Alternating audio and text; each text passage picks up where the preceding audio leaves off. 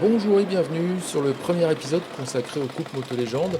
On est ici avec le Rétro Moto Club de la Côte de Nacre à Luc-sur-Mer près de Caen et c'est Pierre qui nous présente le club.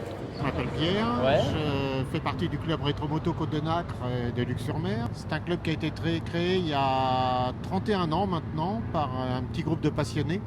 On a environ 130 membres d'une année sur l'autre avec des entrées, des sorties. Ouais. Notre grosse activité annuelle, c'est un rallye randonnée. Ouais. C'est ouvert à tous, bien sûr, Ouais. le rallye. Enfin, les motos avant 65. Ça fait pas mal d'années qu'on vient à Moto Légende. On a notre stand à cet endroit-là.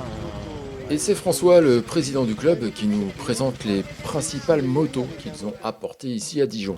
Donc là, on commence par. Alors ça, c'est un peu particulier. C'est un membre du club, mais qui habite le Jura, quoi. D'accord. Mais par sympathie, il vient tous les ans, systématiquement. À nous Moto voir, Légende. tout ça, on l'héberge, il amène des victoires régionales sympathiques. Ça c'est bien. Donc, donc ça, on en profite, quoi. Ouais. Il y a deux marottes, en fait. Les motos à moteur Satch, il y a une Monarch de tout terrain. Et il y a une BPS d'enduro. Alors la deuxième moto, c'est une moto que je connais bien parce que c'est une moto d'un bon copain, quoi, qui est amateur de motos extrêmement anciennes. Donc en fait on a voulu faire d'une part les années 70, 75, tout terrain. 80. Et puis comme on voulait changer un petit peu, là, cette année on a amené une moto. Alors ça c'est une petite motorette qui doit être de 1911-1912. C'est une petite Tero, toute petite cylindrée, 270 comme il faisait à l'époque. Ouais. Donc c'est des motos qui étaient de belles factures avec des premiers moteurs suisses, parce que je pense qu'à l'époque, je crois bien que Tero faisait pas encore ses moteurs, que ça s'est fait après. On va la remettre en route là bientôt. Là, il l'avait acheté en mauvais état, mais il voulait la laisser dans le jus, quoi. Ouais. Il fallait qu'elle ait un look comme ça, un petit peu à l'ancienne, quoi. Ouais. Voilà. Notre ami Pascal a deux marottes. C'est d'une part, je vous ai dit tout à l'heure, les motos à moteur Satch et les Monégoyons. Il a une collection de Monégoyons. Donc ça, c'est un modèle, c'est une 500. C'est une 500, encore un moteur mag, un moteur fait en Suisse, quoi, hein, ou une réplique. Enfin bon, je ne sais pas exactement. Ils avaient des accords commerciaux. Donc ça, c'est une très très jolie moto des années avant 30. Voilà, en gros.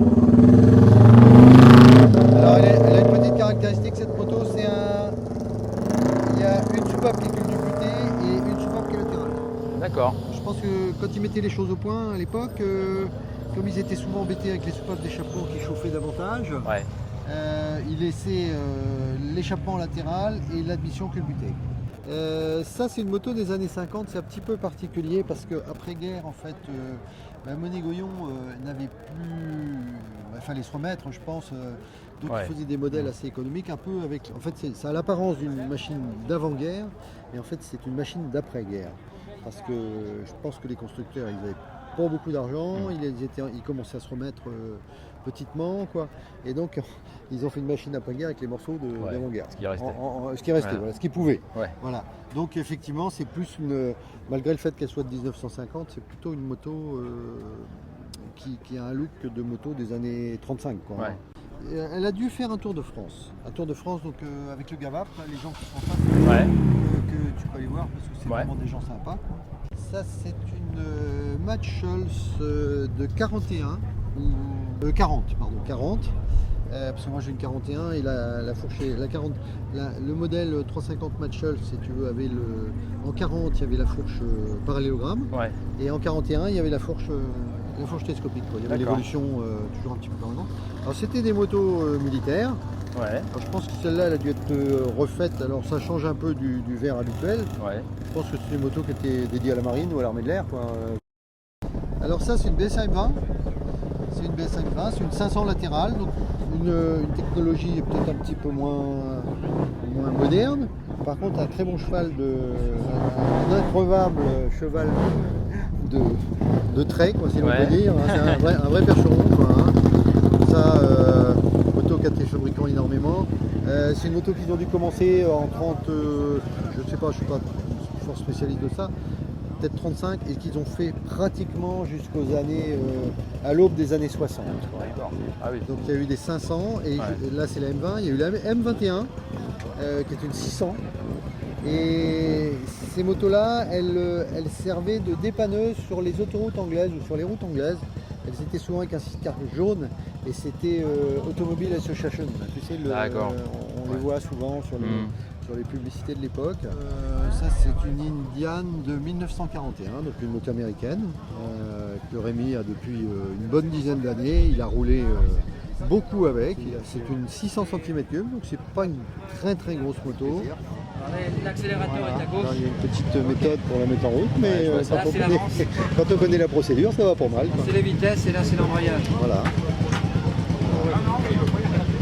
Normalement, elle part comme ça.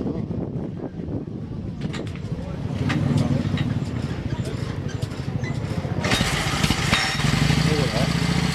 Donc, c'est vraiment au quart de tour, quoi.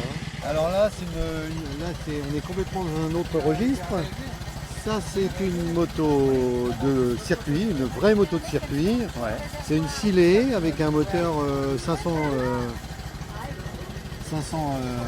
Naturals, un G50. Hein. Donc c'est une moto de course, c'est ce qui permettait aux coureurs anglais des années 60 de faire ce qu'on appelait les short circuits. Là, hein. Ouais. Et puis maintenant on fait des répliques, il y a encore beaucoup de courses en Angleterre avec ce type de moto. C'est une très jolie moto. Donc, c'est une vraie moto de course. Ouais. Ça fait 50 chevaux, ça roule à 200. Ouais. Et ça, c'est une autre moto. C'est une Gilera Saturno. Il y a quelques années, ils ont fait une réédition d'une Gilera, d'un modèle, ils ont repris le nom, Saturno, et ils ont fait une jolie moto de sport. C'est une 500. Et ils ont fait toute une série je crois qu'ils ont fait 500 modèles et à la demande du Japon. Ouais, et ils ont dû en acheter 400 encore. Hein. D'accord. Et le reste, il y en a eu quelques. Alors, c'est une moto assez rare. Ouais. C'est une moto merveilleuse. C'est une petite moto légère, ça fait 140 kg. Ouais. Ça fait une bonne cinquantaine de chevaux.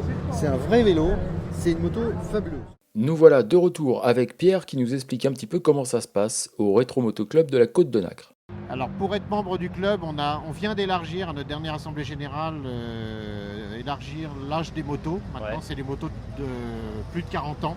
Le premier dimanche du mois, on a une sortie, été comme hiver. D'accord. Et là vient qui veut. Ça va suivant la saison et la météo d'une dizaine à une quarantaine de membres qui roulent le dimanche matin. Et voilà, c'est terminé pour le premier épisode consacré au couple Moto Légende avec le Rétro Moto Club de la Côte de Nacre. On se retrouve très vite pour un nouvel épisode. Bonne route et à bientôt.